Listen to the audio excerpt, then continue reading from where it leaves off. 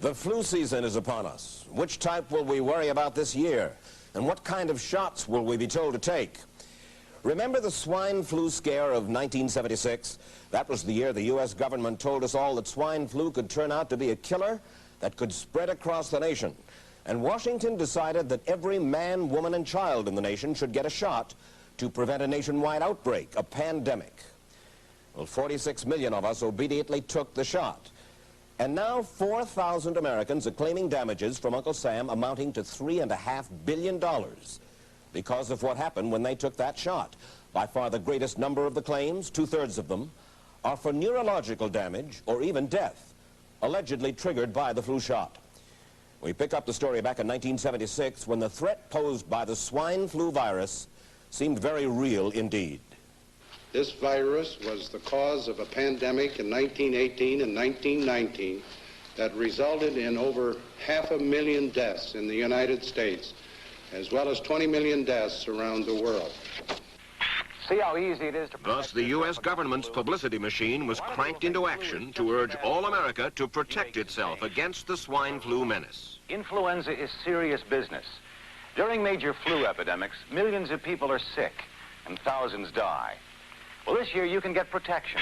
The vaccines are safe, easy to take, and they can protect you against flu. So roll up your sleeve. Protect yourself. One of those who did roll up her sleeve was Judy Roberts. She was perfectly healthy, an active woman, when in November of 1976, she took her shot. 2 weeks later, she says, she began to feel a numbness starting up her legs. I joked about it at that time. I said, I'll be numb to the knees by Friday if this keeps up. By the following week, I was totally paralyzed. So completely paralyzed, in fact, that they had to operate on her to enable her to breathe. And for 6 months, Judy Roberts was a quadriplegic. The diagnosis? A neurological disorder called Guillain-Barré syndrome, GBS for short.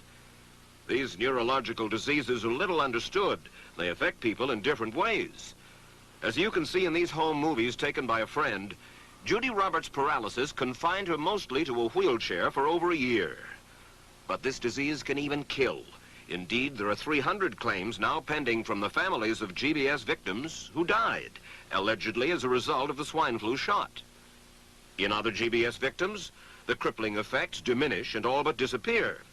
But for Judy Roberts, progress back to good health has been painful and partial. Now, I noticed that your smile, Judy, is a little bit constricted. Yes, it is. Is it different from what it used to be? Very different. I have a greatly decreased mobility in my lips. And I can't drink through a straw on the right-hand side. I can't blow out birthday candles. I don't whistle anymore, for which my husband is grateful. It may be a little difficult for you to answer this question, but have you recovered as much as you are going to recover?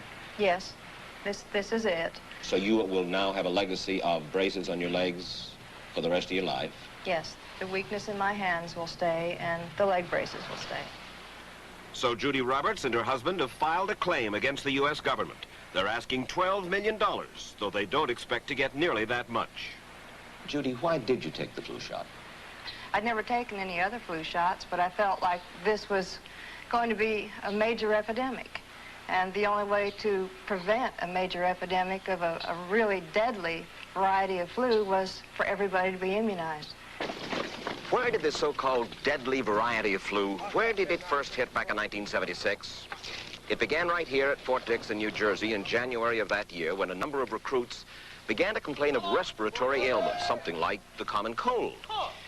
An Army doctor here sent samples of their throat cultures to the New Jersey Public Health Lab to find out just what kind of bug was going around here. One of those samples was from a Private David Lewis who had left his sickbed to go on a forced march. Private Lewis had collapsed on that march, and his sergeant had revived him by mouth-to-mouth resuscitation. But the sergeant showed no signs of illness. A few days later, Private Lewis died.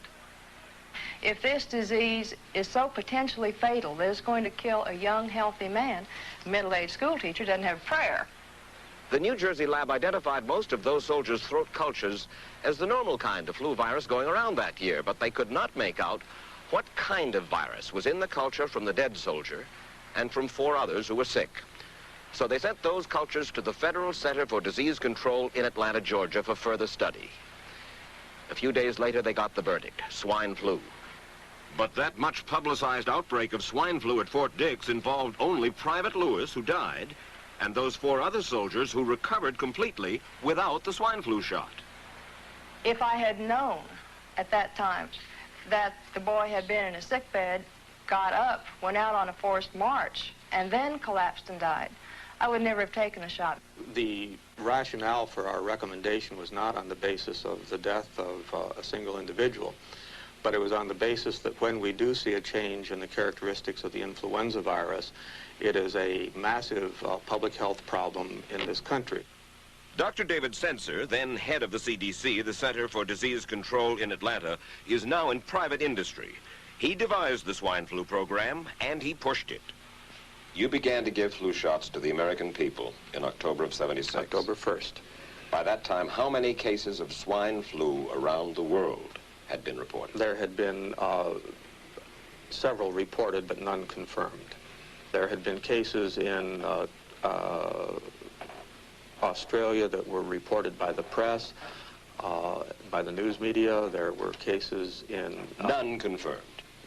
Did you ever uncover any other outbreaks of swine flu anywhere in the world? No.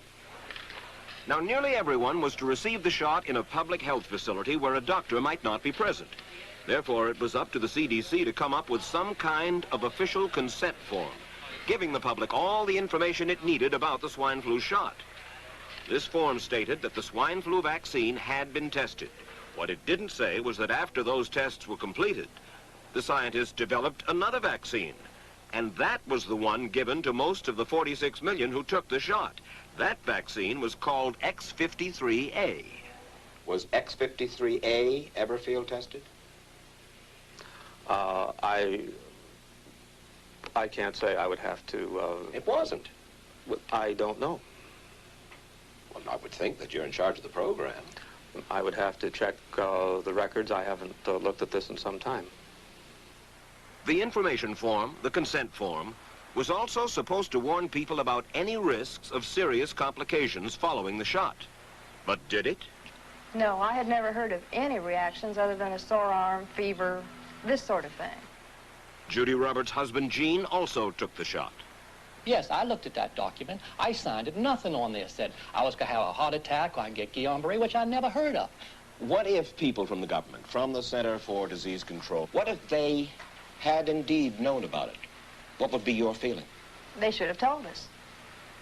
Did anyone ever come to you and say, you know something, fellas? There's the possibility of neurological damage if you get into a mass immunization program? No. No one ever did? No. Do you know Michael Hatwick? Yes. Mm-hmm.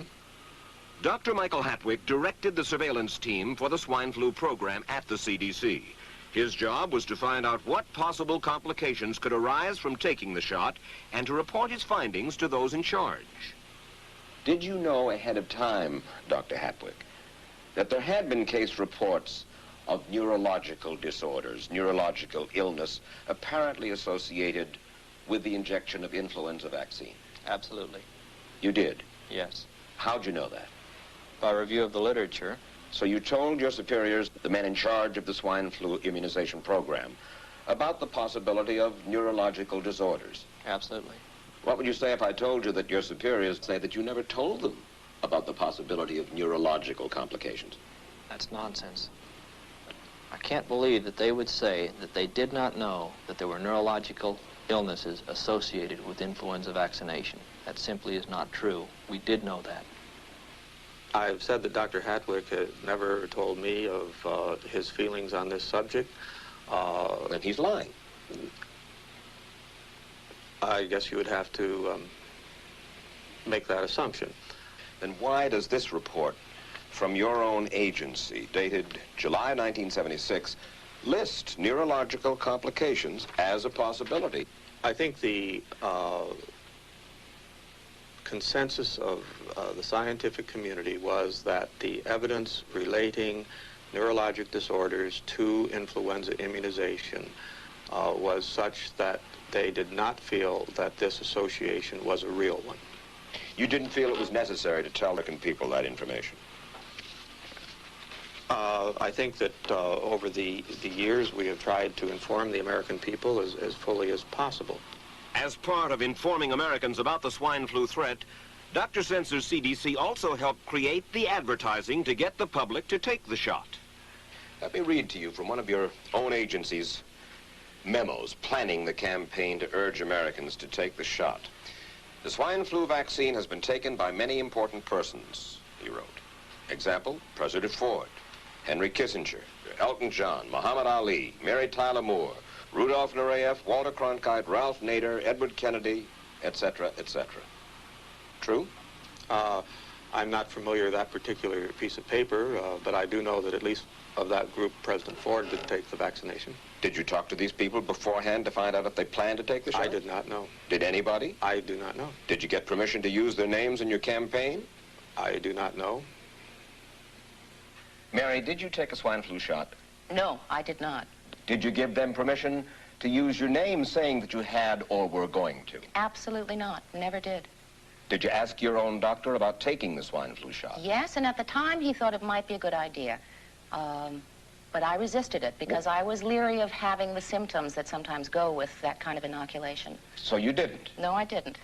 Have you spoken to your doctor since? Yes. And? He's delighted that I didn't take that shot. You're in charge. Somebody's in charge. This is your advertising strategy that I have a copy of here. Who's it signed by? This one is unsigned. But you'll acknowledge that it was your baby, so to speak. It could have been from the Department of Health, Education, and Welfare. It could be from CDC. I don't know. I'll be happy to take responsibility for it. It's been 3 years now since you fell ill with GBS, right? Right. Has the federal government, in your estimation, played fair with you about your claim? No, I don't think so. It seems to be dragging on and on and on, and really no end in sight that I can see at this point. With respect to the cases of Guillain-Barré, allegedly... Former Secretary of HEW Joseph Califano, too, was disturbed that there was no end in sight. So a year and a half ago, he promised that Uncle Sam would cut the bureaucratic red tape for victims suffering from GBS and would pay up quickly.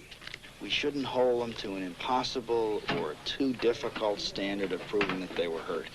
Even if we pay a few people a few $1,000s that might not have deserved it, I think justice requires that we promptly pay those people who do deserve it. Who's making the decision to be so hard-nosed about settling?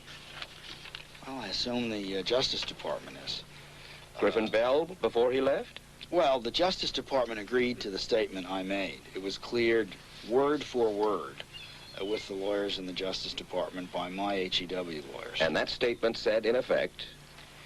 That statement said that we should pay Guillain-Barré claims without regard to whether the federal government was negligent if they resulted from the swine flu shot. I think the government knows it's wrong. If it drags out long enough, that people will just give up. Let it go. I am a little more adamant in my thoughts than my wife is, because I told Judy to take the shot. She wasn't going to take it, and she never had shots. And I'm mad with my government because they knew the facts, but they didn't release those facts because if they had released them, the people wouldn't have taken. And they can come out tomorrow and tell me there's going to be an epidemic, and they can drop off like flies next to me. I will not take another shot that my government tells me to take. Meantime, Judy Roberts and some 4,000 others like her are still waiting for their day in court.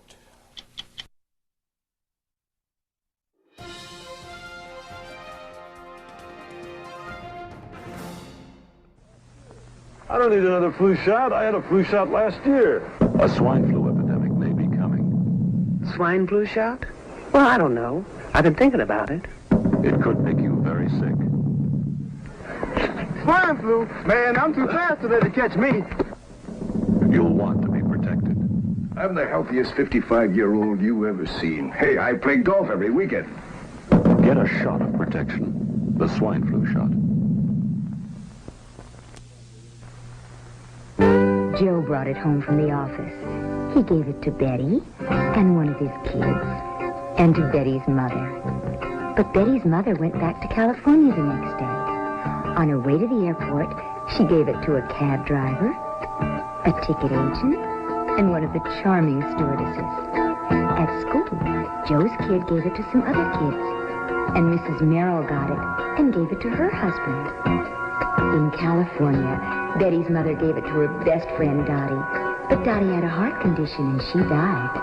But before she died, Dottie gave it to her girlfriend, the mailman, the paper boy, and the vet when she went to pick up her chihuahua. And this is... If a swine flu epidemic comes, this is how it could spread. You'll want to be protected, especially if you're elderly or chronically ill. Get a shot of protection, the swine flu shot.